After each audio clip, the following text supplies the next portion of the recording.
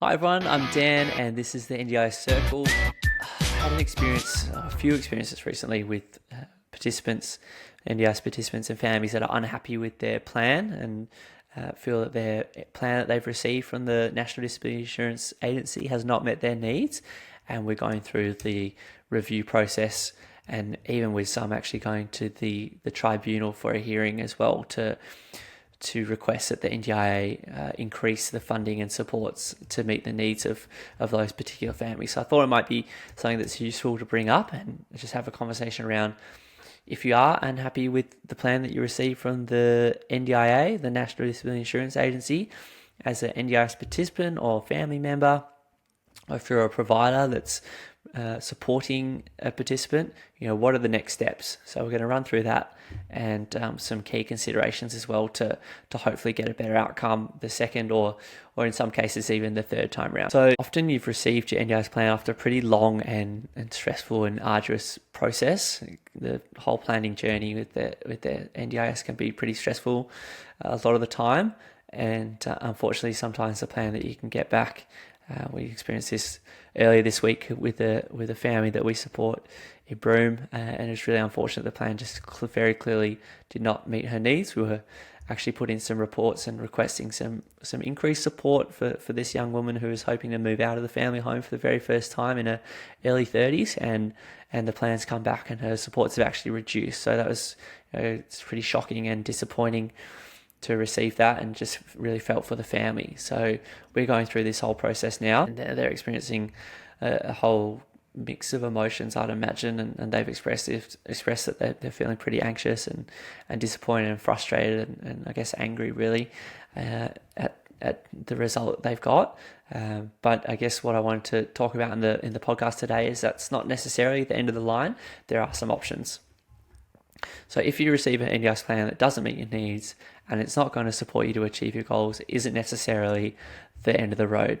There are steps that you can take to rectify the situation, and it's important to know that you as the participant and the family or the participant's decision maker, you always have the right to request a review of your plan and ask the NDIA to have another look. So you always have that right. So it's important to know that. You do have the right, but also to keep in mind the review process is not super speedy and easy. It will take effort, time, commitment and energy from you and your support network, your support coordinator, potentially an advocate if you bring one on board, to see the process through. So I guess when you're making that decision whether to fight the NDIA's decision and request a new plan, you want to think about the different pros and cons of requesting a reassessment of your plan with perhaps your LAC or support coordinator or family members and other service providers, and explore if it's worth having another look at a new plan, or if there's some ways that you can use your current plan flexibly to still meet your needs, and if you can sort of shuffle things around and get a bit creative. And that might be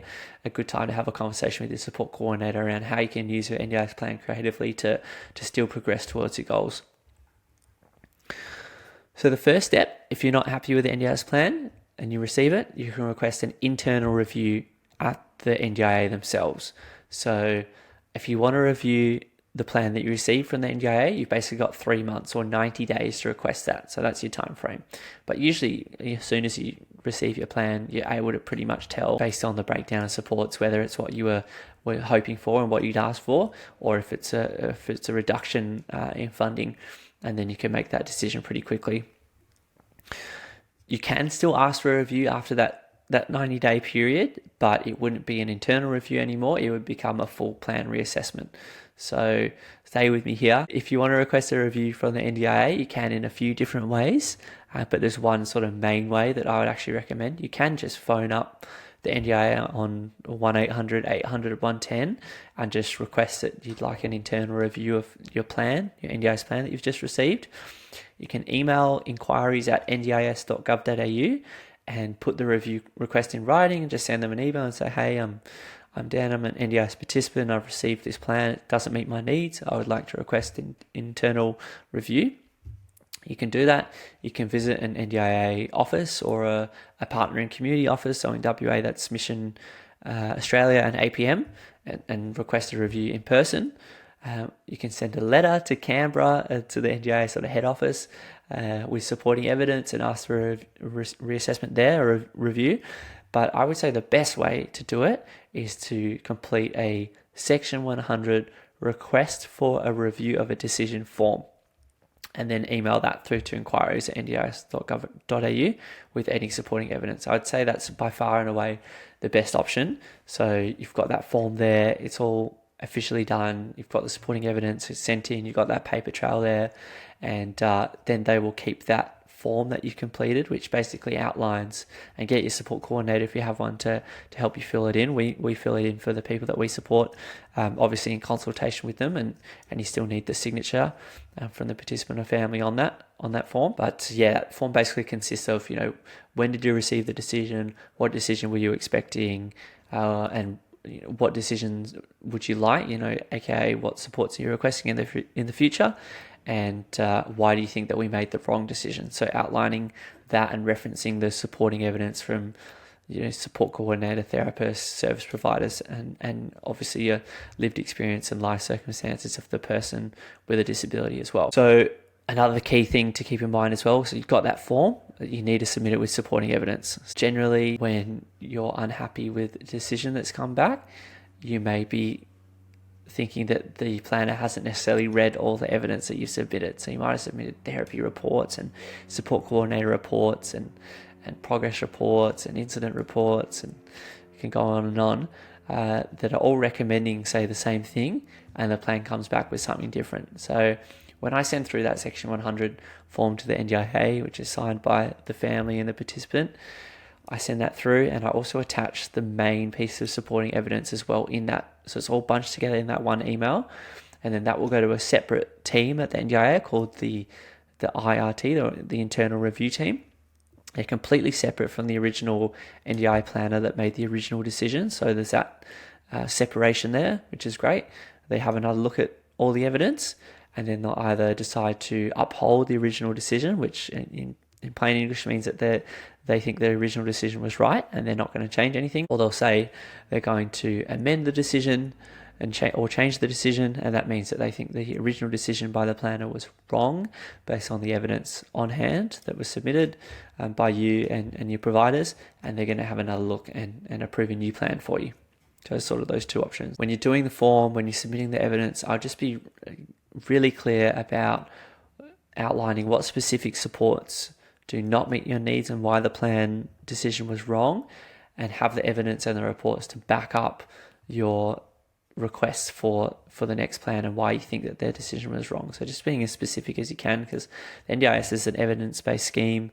It's based on therapy reports. They're really highly valued in these planning decisions. So yeah, having really good quality reports and being really specific about what you're requesting is definitely going to increase the likelihood that you're going to get a better outcome. If I'm not being clear and I'm being a bit all over the shop, you can go on the NDI website.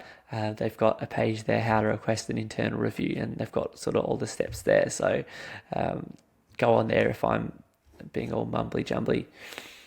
So once the NDIA receives that internal review request from you, they aim to resolve it, I think, within 60 days, so call it 2 months. That was the time frame, unless they've changed it. Even if the NDIA come back and say, hey, we think the original decision was correct, we're not going to change anything, there are still some more options as well. The next stage, if the NDIA come back, the internal review team say, no, we're not changing anything, that decision was right, but you still think that they have made the wrong decision and the plan doesn't meet your needs, and you've got the evidence to back that up, then you can appeal that with the AAT, the Administrative Appeals Tribunal. That's obviously a more formal sort of avenue, and it's further along in the process where you've had the original plan, then you've requested a review, and now you're basically requesting a review of the review.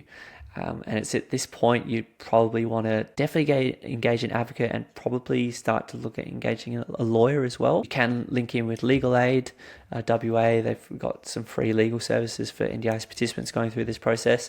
And there's also advocacy agencies. I recently put a family in touch, and they're now engaged with Midlas, who are helping them through this process as well. Because obviously, as a support coordinator, you can have a role in that, but the NDIA have actually specifically released guidance that says that you can't bill as a support coordinator. You can't bill for your time to attend a case conference or to attend the tribunal for the hearing. So you can still support the family, but the support coordination funding needs to be used for the intent that it was funded, I think is the wording the NDIA used, and that means to coordinate someone's support rather than fight the NDIA on a decision that's been made. That's more crossing over into an advocacy role.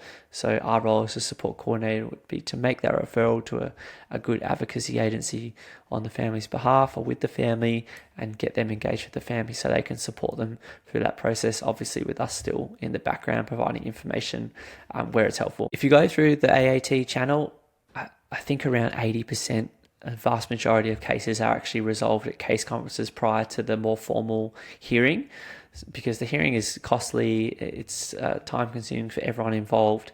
The NDIA are generally hoping to resolve things prior to having that hearing and paying, those huge legal costs. There can be a number of case conferences to resolve the issue and potentially come to some sort of compromise around the supports that you're requesting, but it can progress all the way through to a formal hearing. If you get a decision from the formal hearing, they're still not going to change the decision. They're still holding firm and saying, no, that original decision was correct.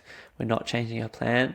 There is one final avenue of appeal, and that's the federal court. That's your final road stop in terms of this review sort of process. But you can only appeal the AAT, the Administrative Appeals Tribunal decision, on a matter of misinterpretation of the law. It no longer becomes about your personal circumstances, but it would be a misapplication or a misinterpretation of the law. So it could be like the Disability Discrimination Act, legal frameworks, and you're sort of finding a point in the application of that law that they've misinterpreted or misapplied, and you can then take that to the federal court. I've never gone as far as the federal court. I'm supporting a few families at the moment to go through to the case conferences prior to a tribunal hearing, but I haven't been that far. So I think that's pretty rare, but it's good to know that there's those options out there. In summary, the different sort of stages of the plan review process, and as I said, there's more information on the NDIA website on this, and I've also written a blog article